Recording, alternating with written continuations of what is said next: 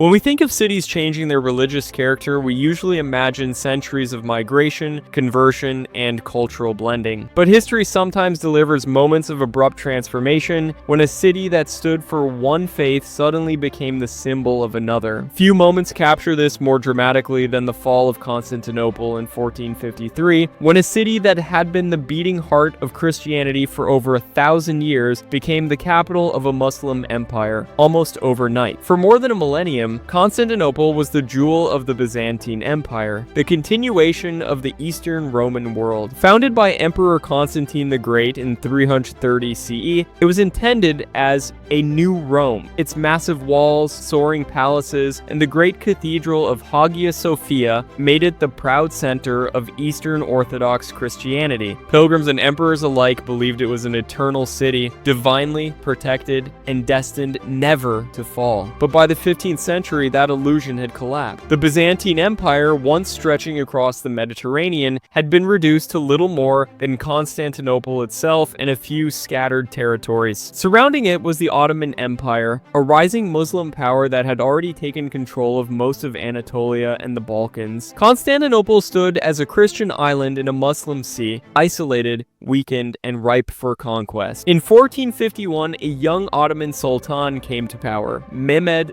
II. Brilliant, ambitious, and only 19 years old, Mehmed had a singular goal: to capture Constantinople and make it the capital of his empire. For Muslims, the conquest of the city had long been foretold in Islamic tradition, and Mehmed believed he was destined to fulfill that prophecy. In the spring of 1453, he began the Great Siege. Mehmed's army numbered perhaps 80,000 to 100,000 soldiers, including elite janissaries, while Constantinople's defenders were barely 7,000 men, reinforced by a handful of Italian allies. Yet the city's walls, the famous Theodosian walls, had withstood sieges for centuries. The Byzantines placed their hopes in these mighty fortifications, which had earned the city a reputation as unconquerable. But Mehmed brought something new: technology. He employed giant cannons cast by a Hungarian engineer named Orban. One of them, so massive it needed a team of oxen to move, hurled stone balls weighing over half a ton. For weeks, the thunder of artillery pounded Constantinople's walls, shaking the ground and terrifying its inhabitants. Still, the Byzantines resisted. Their emperor, Constantine V Palaiologos, led the defense personally. According to legend, he declared he would rather die than abandon the city. As the siege dragged on, morale inside the city wavered, but the defenders held fast. Then on May 29, 1453, the Ottomans launched their final assault. Waves of soldiers stormed the battered walls. The fighting was fierce, hand to hand, desperate. At last, a small gate known as the Kirk Porta was left unguarded. Ottoman troops poured in and the defense collapsed. Emperor Constantine V is said to have thrown off his imperial regalia and charged into battle, never to be seen again. With his fall, the Byzantine Empire, and with it Christian Constantinople, ceased to exist. What followed was swift and symbolic. Mehmed II rode into the conquered city and made his way to the Hagia Sophia, the most sacred church of Eastern Christendom. There, he ordered it converted into a mosque. Crosses and icons were covered or removed, carpets were rolled out for prayer, and the call to prayer echoed through its vast dome. Overnight, the greatest Christian cathedral became a Muslim place of worship. For the people of the city, the transformation was immediate. Where once Christian processions wound through the streets, now Islamic prayers rang out. Where emperors had been crowned, sultans now ruled. The city was renamed Istanbul and remade as the capital of the Ottoman Empire, a center of Islamic scholarship, trade, and politics. Yet Mehmed was pragmatic. While Hagia Sophia became a mosque, he allowed the Greek Orthodox Patriarchate to remain, ensuring that Christians would still have their leader. Many inhabitants stayed, and the city became a multi-ethnic, multi-religious hub, but its dominant character had shifted decisively. The consequences of this overnight change were enormous. For Europe,